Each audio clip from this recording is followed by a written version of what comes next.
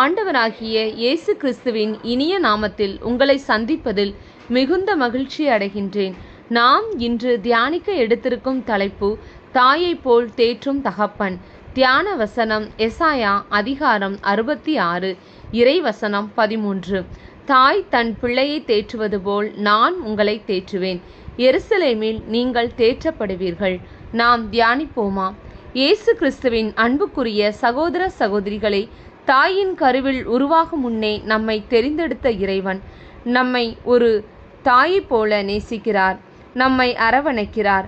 துன்ப துயர சோதனை காலங்களில் நம்மை தேற்றுகிறார், தாங்குகிறார், தப்புவிக்கிறார். நம்மை தம் உள்ளங்கைகளில் பொறிந்து வைத்திருக்கிறார். தந்தையும் தாயும் கைவிட்டாலும் நம்மை சேர்த்து கொள்கிற தகப்பன் நம் தகப்பன். இஸ்ரேல் மக்கள் எகிப்தில் பார்வோனின் சிறையிருப்பில் இருந்தபோது நம் இறைவனின் தாயுள்ளம் துடித்தது. அதனால்தான் ஆண்டவர் மோசையின் வாயிலாக தம் மக்களை மீட்க திருவுளம் கொண்டார். அவர்களுக்கு தேவைகள் ஏற்பட்ட போது தாயுள்ளத்தோடு அவர்களை வழிநடத்தினார். இஸ்ரேல் மக்கள் தவறு செய்து தம்மை விட்டு விலகிச் சென்ற போதும் சிறு சிறு கண்டிப்புகளின் மூலமாக மறுபடியுமாக தம் பக்கமாக அவர்களை அன்பின் கயிறுகளால் இழுத்தார். புதிய ஏற்பாட்டின் காலத்திலும் நம் பாவங்களுக்காக இயேசு கிறிஸ்து தம் உயிரையே கொடுக்கும் அளவிற்கு உலகின் மேல் அன்பு கொண்டார். பார்த்தீர்களா நம் தகப்பனின் தாயுள்ளத்தை? ஒரு குருவும் அவரது சீடனும் குளக்கரையில் அமர்ந்திருந்தார்கள். சீடன் குருவிடம் அன்பினை பற்றி பல வினாக்களை கேட்டார். குருவும் நிதானமாக பதிலளித்தார். சீடன், குருவே, அன்பில் சுயநலமிக்க அன்பு, சுயநலமற்ற அன்பு என உண்டா என்று கேட்டான். குருவும் சீடனுக்கு பதில் விளக்க அவரை அழைத்து கொண்டு அருகிலே தூண்டிலோடு இருந்த இளைஞரிடம் சென்றான். அங்கே கூடையில் அவன் பிடித்து வைத்திருந்த மீன்கள் துடித்து கொண்டிருந்தன. குரு அந்த இளைஞனிடம், தம்பி, மீன் உனக்கு பிடிக்குமா என்றார். இளைஞனும், ஆமாம் ஐயா, மீன் என்றால் எனக்கு உயிர், எனக்கு மிகவும் பிடிக்கும். பிடித்து வைத்த இந்த மீன்களை எல்லாம் நன்கு சமைத்து ருசித்து சாப்பிடப் போகிறேன் என்றார். அதே நேரத்தில் வயது முதிர்ந்த பெரியவர் ஒருவர் குளக்கரைக்கு வந்தார்.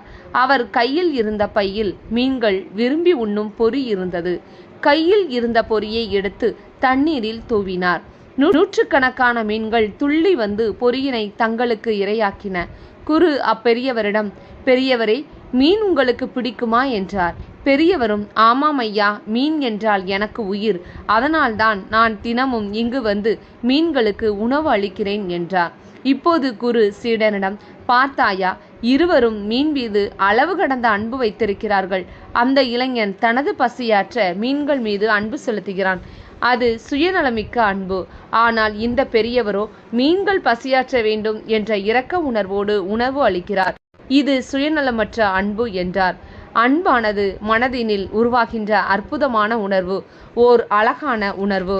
இப்படித்தான் நம் தகப்பனின் சுயநலமற்ற அன்பு வெளிப்படுகிறது. இன்றும் அவருடைய தாயன்பு அவர் வார்த்தைகளின் வழியாக நம்மை தேற்றிக் கொண்டிருக்கிறது, நம்மை வாழ வைக்கிறது, நம்மை உயர்த்துகிறது. அத்தகைய தாயின் அன்பையும் அரவணைப்பையும் விட்டு விலகாமல் அவர் வழி நடப்போம். அவரில் நாம் சொந்தமாகுவோம், நிலைத்திருப்போம், நிலைவாழ்வை பெறுவோம்.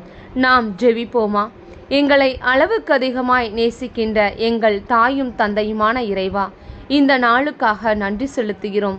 நாங்கள் உமது அன்பை அறியாமல் எங்கள் பாவங்களால் உம்மை விட்டு விலகிச் சென்ற தருணங்களுக்காக மனம் வருந்துகிறோம். எங்களுக்காக உம் உயிரையே கொடுத்து எங்களை மீட்டெடுத்தீர். எங்களை உமது சொந்த ஜனமாக தெரிந்தெடுத்தீர்.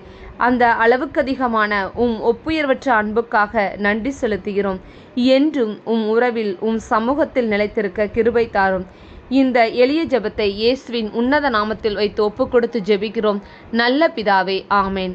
இந்த நாள் மகிழ்ச்சியின் நாளாக அமையட்டும். Praise the Lord.